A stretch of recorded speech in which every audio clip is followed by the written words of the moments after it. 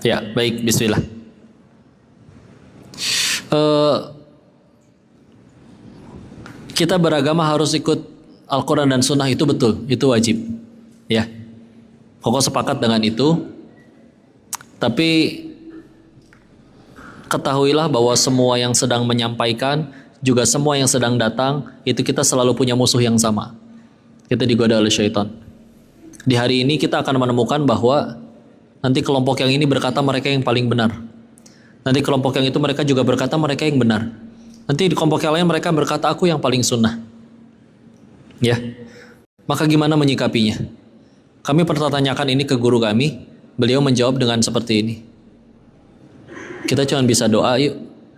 Doa ke Allah, isi doanya adalah ya Allah, dekatkan hamba dengan ilmu, guru, sahabat, lingkungan, majelis yang membuat aku tambah diridhoi olehmu ya Allah. Ya. Biasanya kalau udah kayak gitu, nanti dipertemukan. Entah dengan circle, entah dengan guru, entah dengan lingkungan yang membuat kita tambah diridhoi oleh Allah. Hati-hati, semuanya diuji. Yang baru ngaji, dia menemukan dalil, dia juga akan diuji. Dia akan digoda oleh syaitan untuk menggunakan dalil tersebut mungkin untuk nyakitin orang lain. Makanya kalau pengen ingat salah satu tujuan kita ngaji, yang harus dicamkan benar-benar baik-baik. Ingat, tujuan kita ngaji adalah salah satunya ya, yang paling utama. Tujuan kita ngaji, tujuan utamanya salah satunya adalah untuk makin jago mencari kesalahan diri sendiri, bukan makin jago mencari kesalahan orang lain. Ya, orang seperti kita tahu lah ya, mohon maaf, iblis diusir bukan karena kurang ilmu dari surga, tapi justru karena ilmu dan ibadahnya dia ngerasa jadi sombong di hadapan Nabi Adam yang lebih diciptain belakangan, alaihissalam. Ya. Maka ingatlah, bismillah yuk. Kalau sepakat betul, ayo silakan belajar. Punten ya, nanti akan ada kajian yang benar-benar semuanya harus benar-benar sesuai teks, landasan, dalil, ini dalilnya ini, Al-Quran begini-begini. Selain di luar itu dia tolak. Bagus, bagus. Tapi nasihat dari Guru Koko, kalau pengen seperti itu, caramu beragama, tolong terapkan itu untuk dirimu. Jangan kamu sekeras itu kepada orang lain. Ya, jadi teman-teman kita yang benar-benar ngajinya seperti itu, iya kok sepakat. Tapi mereka semua benar-benar kencang untuk ketika ke siapa? Ke diri sendiri. Karena ketika nanti ketemu yang berbeda, nah ini dia. Ilmu tuh luas banget, benar-benar. Luas sekali, benar-benar. Ya. Jangan sampai kita berantem gara-gara justru kitanya yang kurang ilmu. Contoh, berantem gara-gara kunut. Tahu di sini kunut awalnya gara-gara apa? Kita bahas satu kasus ini ya. Sampun contoh kunut. Awalnya Nabi itu diminta untuk ada suatu tempat, suatu daerah yang dibuka jadi negeri Islam. Diminta dikirimkan ahli Quran. Dikirim oleh Nabi 70 ahli Quran. Ini ingat di zaman Islam belum besar banget ya.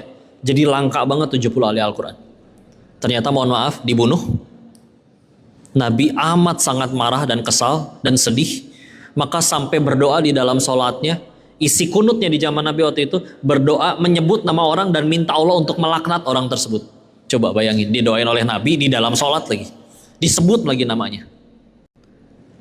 Tahu lalu tidak lama lagi turun surat apa setelah Nabi berdoa seperti itu?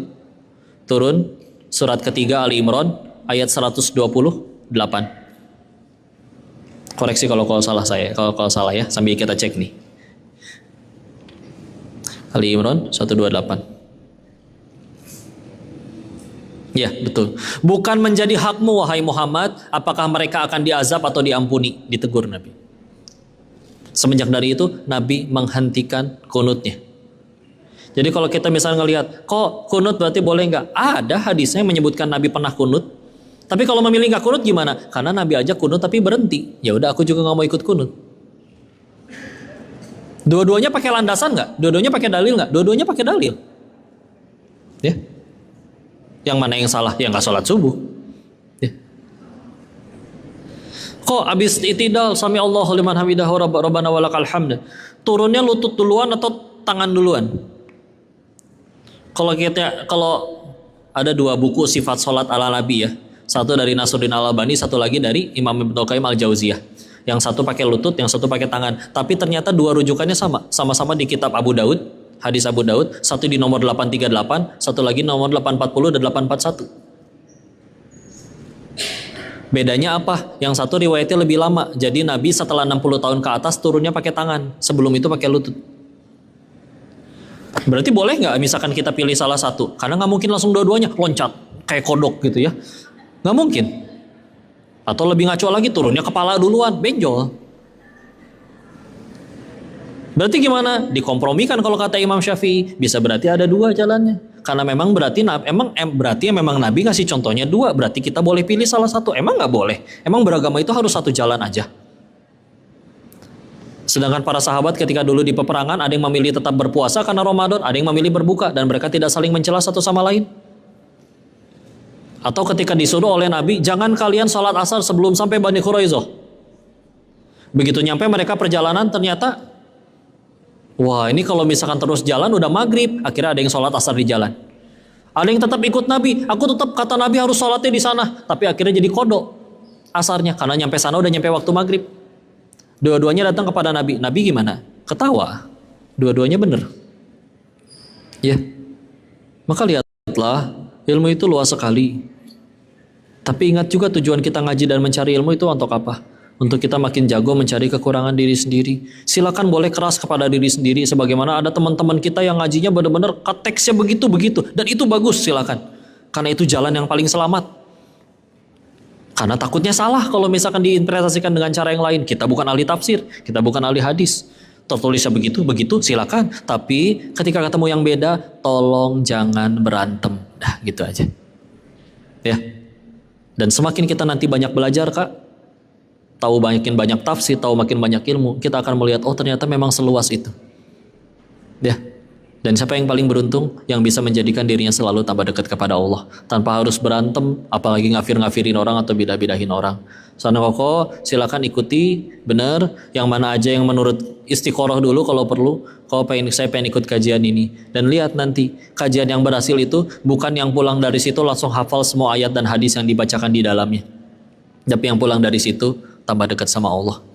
Semenjak ikut kajian itu aku lebih rajin tahajud ya. Semenjak kajian di situ aku lebih sopan ke orang tuaku ya. Aku lebih ramah ke sahabatku ya.